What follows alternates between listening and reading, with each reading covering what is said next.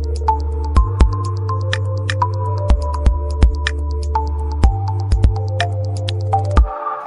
Hello and welcome. फिर से स्वागत है आपका मेरे यूट्यूब चैनल जिसका नाम है क्लास ऑफ साइंस। मैं हूं कन्हैया पवार और आज का टॉपिक फिर से मैं लेकर आया हूं हिंदी मीडियम के लिए। और आपका टॉपिक है, अगर मैं तुम्हें उष्मा छेपी उष्मा शोषी मैं अंतर याद करा दूं तो क्या करोगे। कुछ नहीं करना है, आपको याद करना है, एग्जाम में लिखना है, अच्छे मार्क्स लाना है, अच्छे मार्क्स लाने की आदत लगाना है और जीवन में अच्छा ही अच्छा करना है। बढ़ते हैं हमारे टॉपिक की तरफ। हाँ जी बिल्कुल, ये पूरी तरीके से सत्य है कि मैंने आज का टॉपिक इतनी इजी तरीके से तैयार किया है कि आपको एक बार देखने भर से याद हो जाने वाला है। तो शुरू करते हैं। एक तरफ मैंने लिख रखा उष्मा छेपी अभिक्रिया और एक तरफ लिखा उष्मा शोषी अभिक्रिया। तो उष्मा छेपी अभिक्रिया है वे रासायनिक अभिक्रिया होती है जिसमें उष्मा को बाहर की तरफ धकेला जाता है, यानी कि उष्मा का उत्सर्जन होता है। उष्मा का उत्सर्जन करने वाली अभिक्रिया उष्मा छेपी अभिक्रिया कहलाती है। और इसका उल्टा, जो उष्मा को अवशोषित कर ले, अपने अंदर खींच ले, उसे हम उष्मा शोषी अभिक्रिया कहते हैं। एक बार बोर्ड पे नजर डालते हैं। उष्मा का निकलना या उत्सर्जन होना उष्मा छेपी अभिक्रिया है। उष्मा का अवशोषित होना उष्मा शोषी अभिक्रिया है।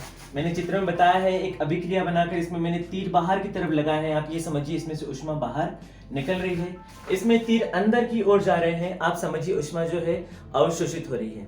नाम ही इसका शोषी है, यानी कि उष्मा को अवशोषित करती है। और ये उसका उल्टा करेगी, उष्मा छेपी उष्मा को बाहर की तरफ धकेलेगी। दूसरा पॉइंट आपको याद रखना है कि उष्मा छेपी अभिक्रिया दोनों दिशाओं में होती है। इसका उल्टा याद करना है, उष्मा शोषी अभिक्रिया सदैव एक दिशा में होती है। मैंने लिखकर बता रखा है। और लास्ट इसका थर्ड पॉइंट हम लिखेंगे और ये आंसर खत्म हो जाएगा। मैं आपको एग्जांपल के साथ समझा देता हूँ। यह वाला प्रश्न आपके विज्ञान की रसायन विज्ञान शाखा वाला भाग है, तो इसमें हम जो है रासायनिक क्रिया से आपको ये आंसर समझाते हैं। पॉइंट थर्ड देखिए, आपको क्या करना है, पॉइंट थर्ड में लिखना है एक कार्बन है C प्लस, आपको इसमें जोड़ना है ऑक्सीजन और C और O2 को जोड़ने पर बनेगा CO2, जिसे हम कार्बन डाइऑक्साइड के नाम से जानते हैं।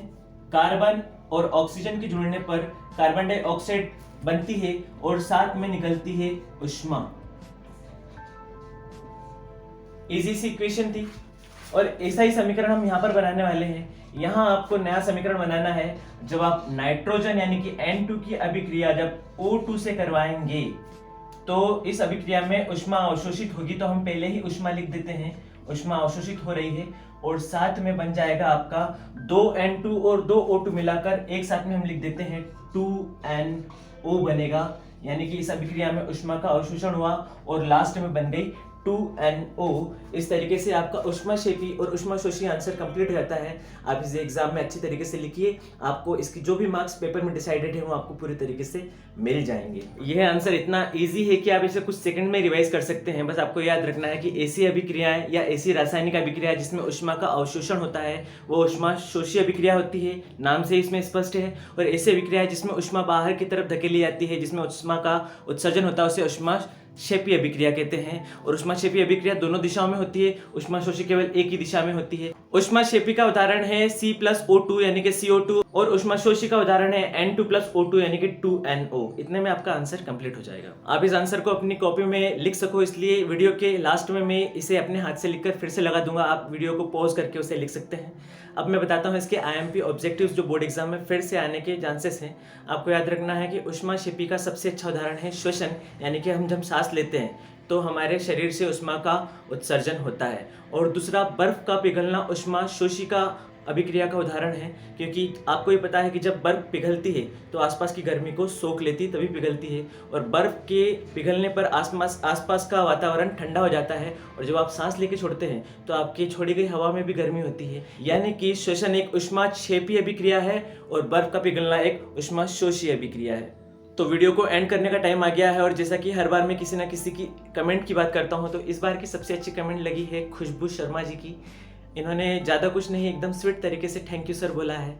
तो आई थिंक उन्हें ये वीडियो पिछला वाला वीडियो जो है उन्हें समझ में आया होगा। खुशबू शर्मा, आप इसी तरह हमारे चैनल से जुड़े रहिए और इन टॉपिक्स को सीखिए और इसका इम्प्लीमेंट कीजिए और अपनी लाइफ में कुछ अच्छा कीजिए। Thank you very much. आपके परिचित या जान पहचान में ऐसे कई स्टूडेंट्स होंगे जो बड़ी बड़ी कोचिंग्स के फीस नहीं भर सकते हैं। आप इस चैनल से सीखिए और आपके एग्जाम में अच्छे मार्क्स आएंगे, ऐसी मेरी मन की संभावना है। मैं आपको विश्वास दिला सकता हूँ कि आप इससे पढ़ के अच्छे मार्क्स ला सकते हैं और ज्ञान को फैलाना एक बहुत अच्छी बात है। तो आप दिल खोल के चैनल को लाइक कीजिए, शेयर कीजिए और सब्सक्राइब कीजिए। Thank you very much.